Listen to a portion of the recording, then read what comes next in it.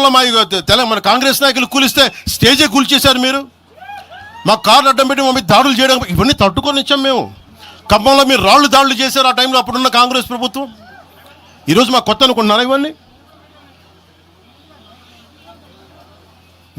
మీరు చేసే ఈ తాటాకు చప్పుళ్ళకి బెదిరేది కాదు జనసేన, గుర్తుపెట్టుకోండి. ఏదైనా మాట్లాడితే తెలంగాణ ప్రభుత్వం అధినేతలు కూడా చెప్తా ఉన్నాను, మీ ఇళ్లలోకి వచ్చి దూరిపోయి ప్రైవేట్ ఆస్తుల్లోకి వచ్చి నిజంగా ఒక తప్పు జరిగే ఉంటే, నేను ఈరోజు మళ్ళీ చెప్తున్నాను, రీఐటరేటింగ్, యు సీజ్ ద ప్రాపర్టీ. సంతోషంగా చెప్తున్నా. అక్కడ ఉన్నది నాకు గోశాల ఉంది, అక్కడ ఒక 60-70 గోవులు ఉంటాయి అక్కడ, వాటి గడ్డి కోసం ఉంటుంది. మీరు తెలంగాణ ప్రభుత్వానికి చెప్తున్నాను, ప్రైవేట్ స్థలాల్లోకి వస్తే it is a criminal trespass, criminal defamation, mischief with mala fide intention, propagating misinformation for causing unrest and regional differences. ఇన్ని కేసులు అట్రాక్ట్ అవుతాయి. ఇవన్నీ మీరు ఒక్కసారి కూర్చొని మీరు మమ్మల్ని భయపెట్టాలని చూస్తే వాటికి భయపడే వాళ్ళం కాదు నేను. మీరు ప్రతి చోట మీరు రీజనల్గా ప్రతిసారి పట్టుకొస్తే ఇక్కడున్న జర్నలిస్టులో కానీ ఐఏఎస్ ఐపీఎస్లో కానీ అన్ని జాతులు ఉన్నాయి, అన్ని కులాలు ఉన్నాయి. ఒక్క ప్రాంతానికి చెందిన వాళ్ళు లేరు ఈ భారతదేశంలో. నిజంగా కూర్చోబెట్టి తెలంగాణకు ద్రోహం చేస్తే మొట్టమొదటి గొంతు లేపే జనసేన లేకపోతే. ఆ రోజు మీరు అందరూ మర్చిపోయారేమో, మేము లేపా గొంతులు.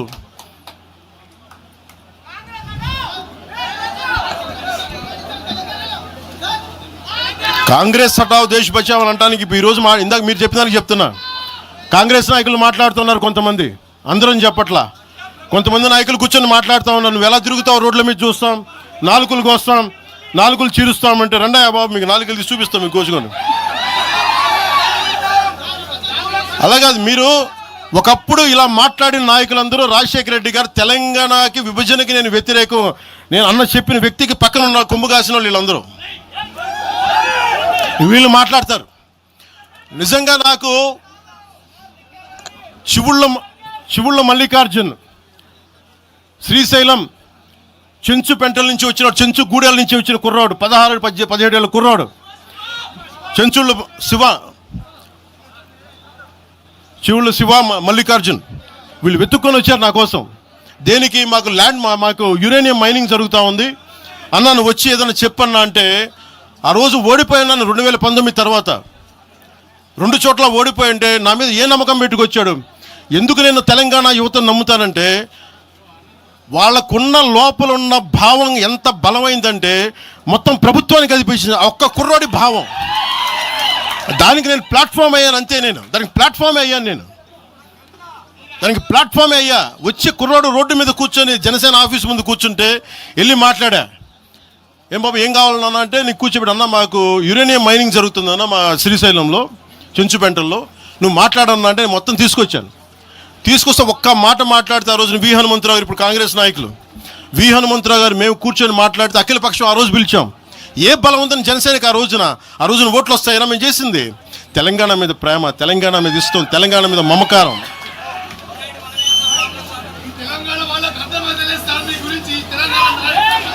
తెలంగాణ ప్రజలు వేరు, తెలంగాణలోని కొద్దిమంది. నేను కేసీఆర్ గారు భారత రాష్ట్ర సమితి పెట్టి ఆంధ్రాలో పార్టీ పెట్టినప్పుడు స్వాగతించిన వాడిని నేను. ఒక పార్టీ ఎక్కడైనా పెట్టుకోవచ్చు. కేసీఆర్ గారికి మనస్ఫూర్తిగా ఆ రోజున మనకి గుంటూరులో బీఆర్ఎస్ పార్టీ కార్యాలయం పెడితే, అంతకుముందు జనసేనలో పనిచేసిన నాయకులను ఆయన ప్రెసిడెంట్గా పెడితే మనస్ఫూర్తిగా స్వాగతించాం. అలాగా అందరూ కూడా పంజాబ్ వెళ్ళొచ్చు, మహారాష్ట్ర పోవచ్చు, జనసేన మటుకు తెలంగాణలో అడుగు పెట్టకూడదంటే మేము ఏం కోరుకున్నాం? జనసేనలో మేము తెలంగాణలో ఏం కోరుకుంటాం? పవన్ కళ్యాణ్ ముఖ్యమంత్రి అవుతాడు ఇక్కడ. ఆంధ్రాలోనే దిక్కు లేదు, పవన్ కళ్యాణ్ ఇక్కడే ముఖ్యమంత్రి అవుతాడు. కానీ దేనికి భయం అంటే, చైతన్యవంతులను చేస్తామన్న భయం, అదొక్కటే భయం. సమస్యల మీద తిప్పి కొడితే ఎంత? 4 కోట్ల జనాభా ఉన్న, దాదాపు 4 కోట్ల జనాభా ఉన్న తెలంగాణలో జనసేన తిప్పి కొడితే 1,00,000 మంది పైన కూడా లేరు. 2,000 మంది జన సైనికులతోటి, సాధకులతోటి మేము సభ పెట్టుకుందామంటే మీరు దీనికి పర్మిషన్ ఇవ్వకపోతే మేము ఏం చేస్తాం? మేము దుర్మార్గాలు చేస్తామా? మేము అంటే నాకు ఎలా ఉంటుందంటే మీరు ఏదైనా మాట్లాడండి. అంటే ఎక్కడ ఇప్పుడు నేను ఒక ఎనలిస్ట్ కూర్చొని నేను మాట్లాడింది వేరు, నువ్వు అమిత్ షా గారిని మాట్లాడితే నేను దాని గురించి ప్రస్తావిస్తే దీంట్లో ప్రాంతీయత ఎక్కడుంది? దీంట్లో తెలంగాణ నేను ఎప్పుడు అవమానం చేశాను? దీంట్లో కులాలు ఎక్కడ వచ్చినాయి? మీరు తీసుకొచ్చి మీరు తిడతా ఉంటే అంటే నాకు ఒక హక్కు కూడా లేదా? మీ ఇష్టానికి మీరు మాట్లాడితే మేము కనీసం నొచ్చుకునే అభిప్రాయం కూడా మేము చెప్పకూడదా? బాధ కూడా పడకూడదా? అంటే మేము కూర్చోబెట్టి బాంచం ద్వారా అలాగే ద్వారా మీరు ఎలాంటి వాళ్ళని భరించాలా? మేము పీకలు పోయినా పర్లేదు, పీకలు కోసుకుంటా కానీ భయం అయితే మాకు రాదు.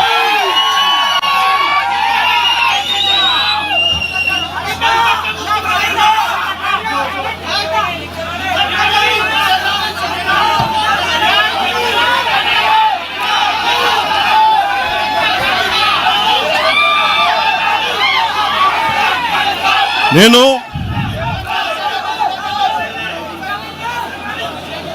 తెలంగాణలో ఆంధ్ర వాళ్ళకి ఏం పని అంటారు? సంతోషం, కరెక్ట్. అది తెలంగాణలో ఆంధ్ర కాంట్రాక్టర్లు ఓకేనా? ఇక్కడ ఆంధ్రాలో తెలంగాణ కాంట్రాక్టర్లకి బాగానే పనిచేస్తున్నారు. అక్కడ తెలంగాణలో ఆంధ్ర కాంట్రాక్టర్లు బాగానే ఉన్నారు.